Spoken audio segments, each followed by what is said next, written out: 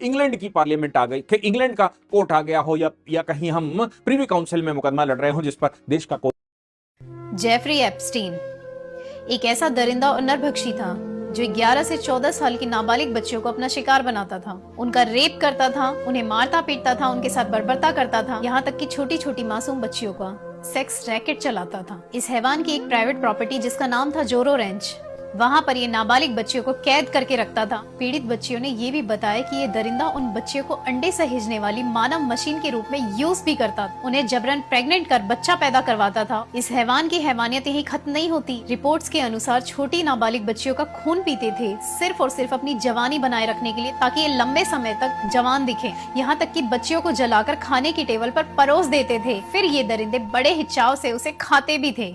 Epstein एक बहुत बड़ा अमीर फाइनेंसर था और उसकी पहचान बड़े बड़े अमीर और ताकतवर लोगों से थी। एप्स्टीन से जुड़ी जांच में लाखों फाइलें सार्वजनिक की गई हैं, जिसमें 35 लाख दस्तावेज, 1,80,000 फोटोज और 2,000 से अधिक वीडियोस सामने आए हैं। इन दस्तावेजों में दुनिया के कई अमीर और ताकतवर लोगों के नाम सामने आए। इन फाइलों में जिन लोगों का जिक्र हुआ है उसमें अमेरिकी राष्ट्रपति डोनाल्ड ट्रंप, बिल गेट्स और भी कई बड़ी बड़ी हस्ती के नाम शामिल हैं। कुछ दस्तावेजों के अनुसार तो भारत के भी कई बड़ी बड़ी हस्ती के नाम सामने आ रहे हैं, लेकिन अभी इसकी कोई पुष्टि नहीं की गई है। जेफरी एप्स्टीन ऊंची ऊंची हस्तियों को, उन बच्चियों को बेच देता था और उनकी तस्करी करता था। इसकी शुरुआत 2005 में फ्लोरिडा में हुई, जहाँ पर एक 14 साल की लड़की का यौन शोषण हुआ था और उसकी शिकायत उस बच्ची की मां ने की थी। जांच में पता चला कि ये पहला मामला नहीं है, बल्कि 50 और नाबालिग लड़कियों ने उस पर ऐसे गंभीर आरोप लगाए। जब पुलिस ने जांच शुरू की तो पता चला कि उसके आलीशान घरों में हाई प्रोफाइल पार्टी की जाती है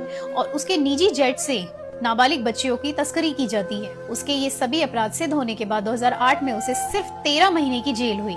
2019 में उसे एक बार फिर चाइल्ड सेक्स ट्रैफिकिंग के मामले में गिरफ्तार किया गया, जहां 1 महीने बाद जेल में उसकी मौत हो गई। कहा जाता है कि उसने सुसाइड कर लिया था, लेकिन कुछ तथ्य बताते हैं कि उसके इन अपराधों में कुछ बहुत बड़े बड़े ताकतवर और अमीर लोगों के नाम जुड़े हुए थे, जो वो लोग नहीं चाहते थे कि सामने आए, और इसी वजह से उसका मर्डर जेल में करवा दिया गया था। उसकी गर्लफ्रेंड जिसने उसका साथ दिया था, 2021 में उसे अरेस्ट किया गया और 20 साल की उसे सजा दी गई। लेकिन यहाँ पर सवाल ये है कि एक ऐसा दरिंदा जिसके गुनाहों को बयान करने के लिए 35 लाख पन्नों का कच्चा चिट्ठा तैयार किया गया, जिसके खिलाफ सारे सबूत है, सारे एविडेंस है कि उसके इस गुनाह में कौन कौन उसका साथी था, बावजूद इसके सरकार कुछ नहीं कर रही।